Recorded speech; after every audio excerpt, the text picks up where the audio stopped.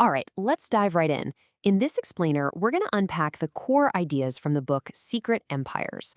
It's all about the hidden ways that money, power, and family can get tangled up at the very highest levels of government. So, when I say the word corruption, what pops into your head? You're probably picturing something straight out of a movie, right? A briefcase stuffed with cash, maybe a shady deal made in a dark alley. But the book we're looking at today asks a really thought-provoking question. What if the most powerful kinds of influence are actually hiding in plain sight?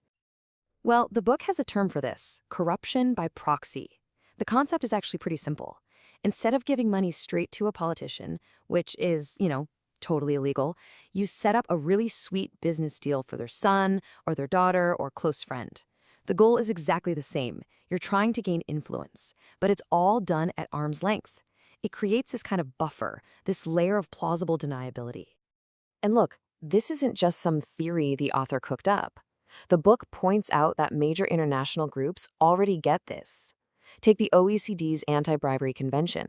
It says, flat out, that a bribe doesn't have to go directly to the official. If a family member gets the benefit, yep, that can still be a corrupt deal. Okay, so who are the key people in these kinds of arrangements? The book uses a very specific word for them, princelings. It's a term to describe the family members of powerful political leaders who, somehow, find themselves right in the middle of these massive, lucrative deals. And this is where it gets really interesting, because the book draws this amazing parallel to history. For centuries, you had royal families using strategic marriages to build alliances and grab more power, right? Think of someone like Mary, Queen of Scots, being promised to the heir of France to lock in an alliance. Well, the book argues that what it calls American princelings are just the modern version of that. The method isn't marriage anymore. It's a strategic business deal. But the goal? It's pretty much the same, getting political access and influence. So that's one tactic.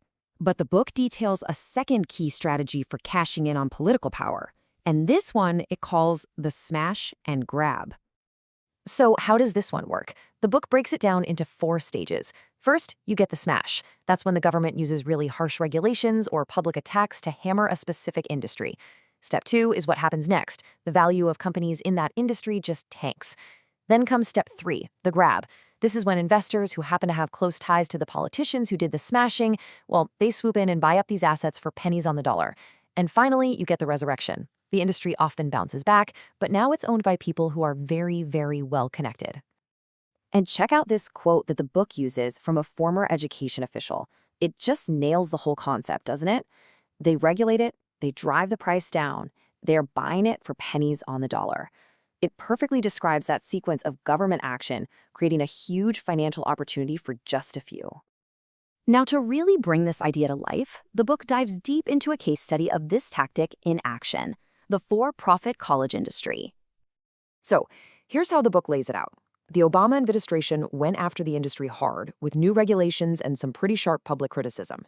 This was the smash. And sure enough, stock prices fell, and some big players in the industry even shut down.